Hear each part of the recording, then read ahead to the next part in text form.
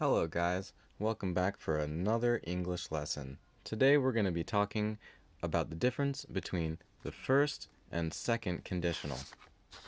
So, put simply, the difference between the first and second is that you use the first to talk about something that is likely.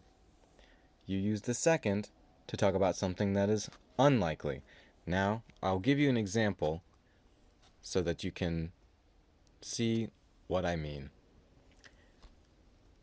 The example sentence reads, if I am late for school, am is a present tense, which makes it first conditional. If I am late for school, I will be sad. So that follows the rules of the first conditional. It has the present tense, I am late, and it uses the word will in the second part of the sentence. I will be sad. So, if someone says this, if I am late for school, I will be sad, that means they think it's likely that they will be late for school. Say they miss the bus or they're walking too slow, something like that. That would be when someone would use this. And if they say that, that means they think there's a good chance they will be late for school. Now, compare that to the same meaning, but in the second conditional.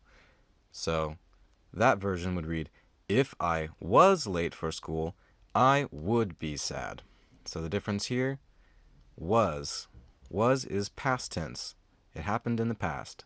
So if I was late for school, I would be sad, because the other part of what makes the second conditional is the use of the word would.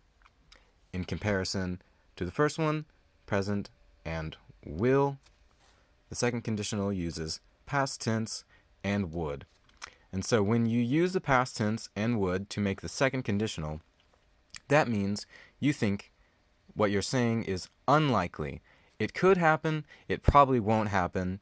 It's an imaginary situation you're talking about. So if someone says, if I was late for school, I would be sad, they're probably going to be right on time, they're right on track, they're walking to school, everything's fine, and they were just talking about an imaginary situation, a hypothetical possibility where they might be late for school, in which case they would be sad.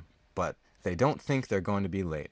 They're probably going to be on time, and they're just talking about something imaginary.